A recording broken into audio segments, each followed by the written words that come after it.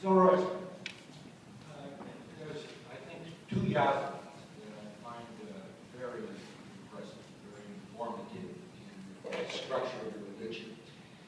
One is, and forgive me if I didn't bring my notes here, I think it's 33.5, where Zarathustra speaks of the spirits, and they will mind you, and it's meant to mind you in the cosmic battle of good versus evil, and in the creation of the universe. The other is one that has always perplexed me that I cannot find an answer to. I'm not positive of the number. I think it might have been 44.1, perhaps. And Zarathustra speaks, and he says, in effect, "O wise Lord, where to shall I flee? They do not like me here. How do I please thee, wise Lord?" And my question is, in that yasa, where was Zarathustra at the time that was written? I cannot find an answer.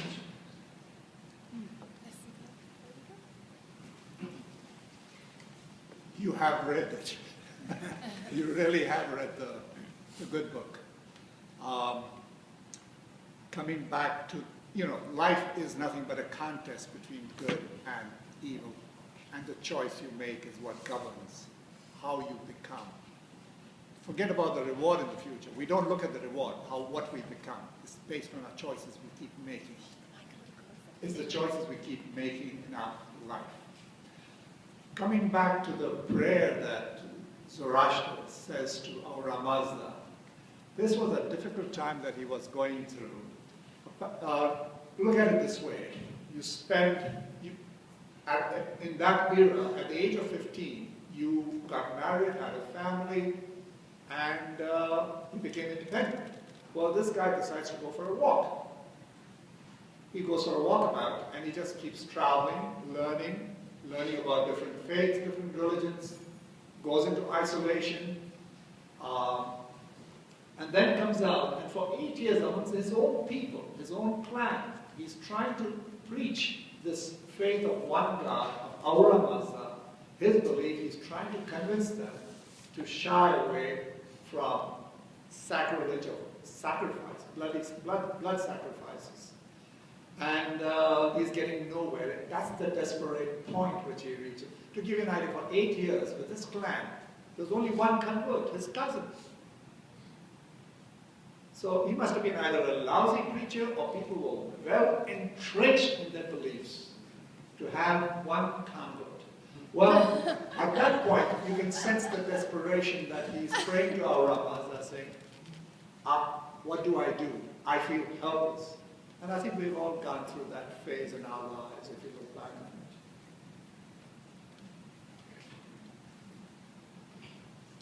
it. Is it considered an evil in your faith tradition for a terminally ill person to do something to hasten his death? Who would like to address that? Is it considered an evil in the faith tradition, in your particular faith tradition, to, if someone is terminally ill, to hasten their own death, to take their own life, or to end their suffering if they're terminally ill? Oh, terminal ill related to the evil? If the person is terminally ill. Yes, in our concept, your life, this life span is fixed based on what you did in the previous life. So no matter what you do, you cannot change that. So you try to hasten it, and that is considered as suicide. In that respect, it's not good. And the only exception is Jain monks. Sometimes they go fasting to death. But it's not because they are suffering, and that's not the concept that they want to end their life. They have attained enlightenment, and now it's just they're going to get liberated. So now they want to just waiting for the body, for the soul to leave the body, and they may do fasting until death, and And it's again not by their own wish. They have to get a permission from their guru, their spiritual leader, and when their spiritual leader says yes, only under those circumstances they can do it. So this is the only exception. But for a common lay person, trying to hasten life is not good. It's considered as suicide. Which of our other panelists would like to comment on that? Very good question.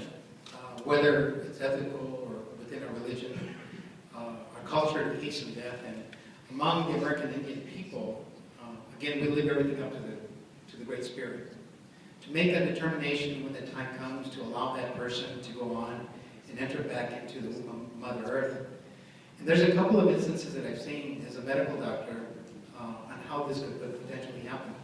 And I'll give you a couple of stories. One of them is a Yankee man with congestive heart failure. And he was sent to me to take care of by his children because he felt I could do something with him. Now, the medicine man felt that it was his time to go on. Did not want any intervention, which could have been taken care of really with heart medication and diuretics. He could have lived a little bit longer. But this man sincerely believed that the Great Spirit was calling him. Now, but what happened though, but he wanted time to bless his children and grandchildren. So we offered him some medical therapy to prolong his time. And this offered him the opportunity for his children to come from different states to visit their grandfather, who was now well into his 80s, to spend time with him so he could give him his last blessing and teachings. And it was a very beautiful time. There were children and adults coming from all over to spend time with their grandfather. And he would bless them all in a very ceremonial way, with prayers and the laying on of hands. And when it was all complete, he said to me, Dr. Molina, I'm going to stop my medication now. Is that okay? I said, sure. It's up to you. And he told me exactly he was going to die 3 days later after he stopped his medication. And of course, telling the doctor that, they probably see you're crazy, but actually what he did for the next 3 days was perform his own personal ceremonies on himself, to cleanse himself, to get ready to enter back into the womb of Mother Earth. And he did. And sure enough, just about 3 days later, he passed on very comfortably in his bed with his children around him. So again, that wasn't really a hastening of a death, but maybe assisting. And I believe, you know, as most healers do, that we're there to work with the Great Spirit to guide us into determining when is the best time for that person to go. But again, the hastening of a death would be given a drug to hasten that death, as opposed to allowing the naturalness to take over and the Great Spirit to guide. We have just about a couple of minutes to hear from our other two panelists on this particular question. I'm going to wear two hats, if it's all right with you. The first one is what I did as a profession, which is a psychiatrist. Mental illness is common, it's pervasive in our culture, and in severe depression, suicide is what comes to my mind. So, thinking in that context, I understand loud and clear. Right. So, but having been in this profession long enough, there are very few instances, and I don't want to sound very bigoted, I'm keeping an extremely open mind, based on my practice in Lincoln, Nebraska, and in India. There are very few occasions where I walk out of the room, the patient leaves my office, and I'm left scratching my head and say, I don't see any depression. It is between the patient and God.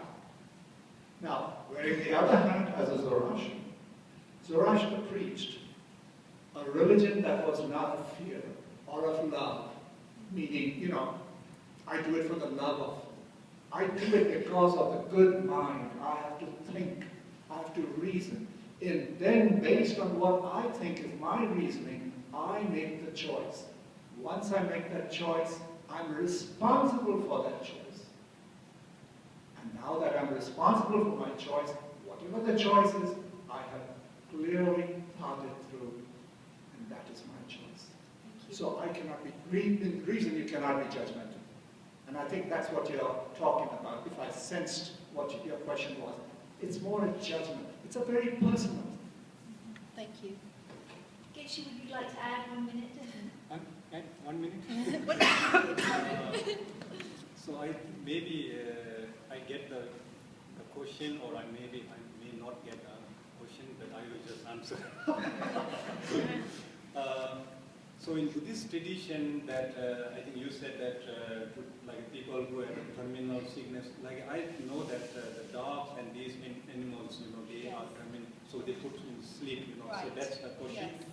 I think it is very difficult kind of like question, and we need to really to discuss and this put like constitution make very because it's not like easy because it can be like easy to misuse from the other people.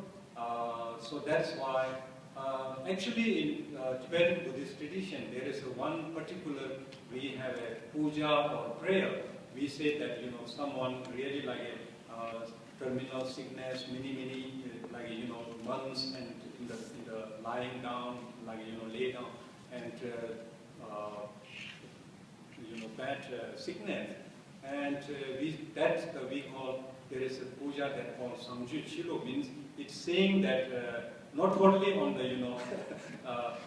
the prayer line, but it's kind of, we say that if there is a chance to recover immediately. Very strong, like that puja or ceremony, and if there is no chance to recover, die immediately.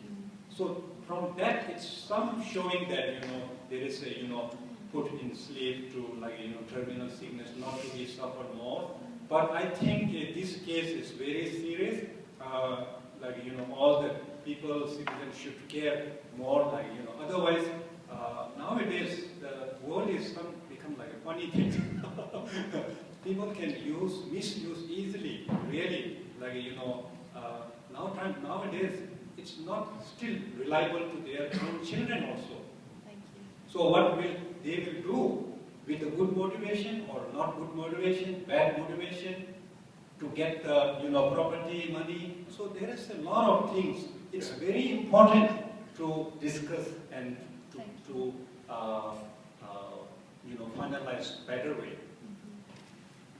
Thank you so much for an amazing panel today. And that the last question actually brought me to talk about what we have next month, which is we have in the beginning, and our panel next month, which will be a different panel, and our faith forum will be at afterlife. What do different faith traditions believe about the conclusion of life? What happens after we leave this particular plane? I'm going to hand the microphone, or he already has one, to Dr. Paul Eppinger, and also the Executive Director of Arizona Interfaith. And I'd also love to just point out, where's Larry? Larry. I'd love to have Larry be able to talk about his exhibit here, so if you could work that in. And also, I know that you'd love to come and meet our panelists. Please allow us, after Dr. Paul has spoken, just one moment so we can take a picture. That would be, and then our panelists may be available to greet with you. Thank you so much.